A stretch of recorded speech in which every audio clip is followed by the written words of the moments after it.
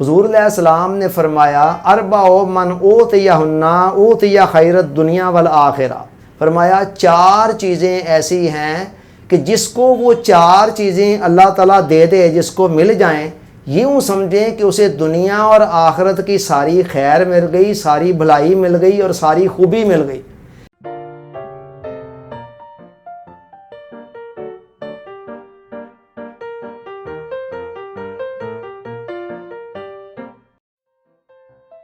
Dear audience, السلام علیکم۔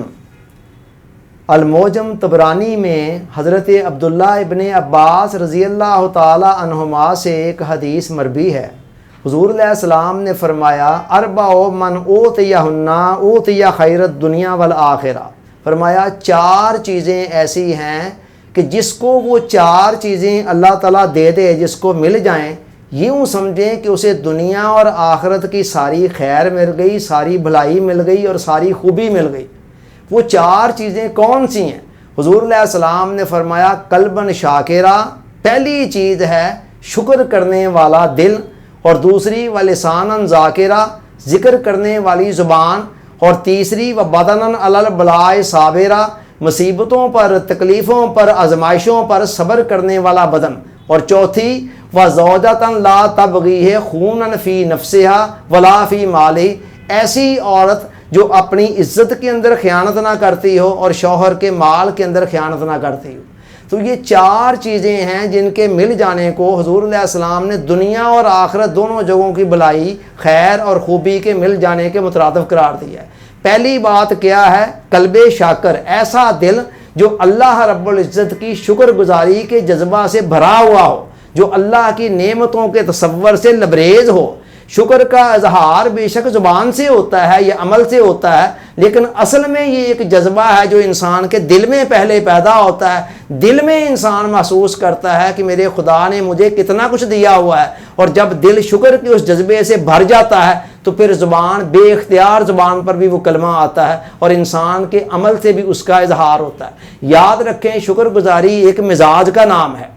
اگر آپ کے اندر یہ مزاج آ گیا تو آپ جھونپڑی میں بیٹھے ہوں تب بھی آپ شکر کر سکتے ہیں، اور اگر یہ مزاج آپ کا نہ بن سکا تو پھر آپ محل میں بھی بیٹھ جائیں، کسی ملک کی قصر صدارت میں بھی جا کر بیٹھ جائیں، وہاں بھی آپ شکر ادا نہیں کر سکیں گے۔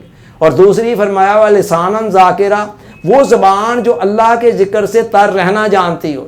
زبان کا فنکشن اللہ نے کیا بنایا ہے؟ بولنا۔ اب زبان ہر وقت کچھ بولنا چاہتی ہے۔ جب ہم زبان کو ہر وقت دنیاوی باتوں میں لگا دیتے ہیں نا، کثرت کے ساتھ دنیاوی باتیں کرتے چلے جاتے ہیں، پھر زبان بول بول کر تھک جاتی ہے۔ جب ہم اسے کہتے ہیں آؤ اب ذکر کرتے ہیں اللہ کا، تو یہ کہتی میں اب تھکی ہوئی ہوں، میرا اب ذکر کی طرف جانے کو دل نہیں چاہتا۔ اگر ہم تھوڑا سا دنیا کی فضول باتوں سے، لغو باتوں سے، زائد باتوں سے پرہیز کریں تو آپ دیکھیں گے پھر زبان چاہے گی کہ میں نے کچھ نہ کچھ تو بولنا ہے۔ اگر یہ دنیا کی باتیں نہیں کر رہا ہے تو چلو دین کی باتیں کر لیتے ہیں، اللہ کا ذکر کر لیتے ہیں، تو پھر آٹومیٹکلی آپ دیکھیں گے کہ آپ کی زبان پر ذکر آئے گا۔ یہاں ایک اور نقطہ بھی چھوٹا سا بڑا ہے، ہم سمجھ لیں، جب دنیا کی باتیں ہم کر رہے ہوں کوشش کریں وہ ضرورت کے مطابق ہوں، اور ان کے اندر بھی وقتاً فوقتاً نہ 5-7 جملوں کے بعد کسی نہ کسی رنگ میں اللہ کو شامل کر دیا کریں۔ مثلا اللہ تعالیٰ بہتر کرے گا، اللہ خیر کرے گا، اس سے بھی آپ کی گفتگو کے اندر ایک نور پیدا ہوگا، ایک نورانیت پیدا ہوگی، اور وہ گفتگو آپ کے لیے خیر و برکت کا باعث بن جائے گی۔ اور تیسری چیز فرمایا ایسا بدن بندے کو مل جائے کہ جو مصیبتوں، تکلیفوں، آزمائشوں پر صبر کرنا جانتا ہو۔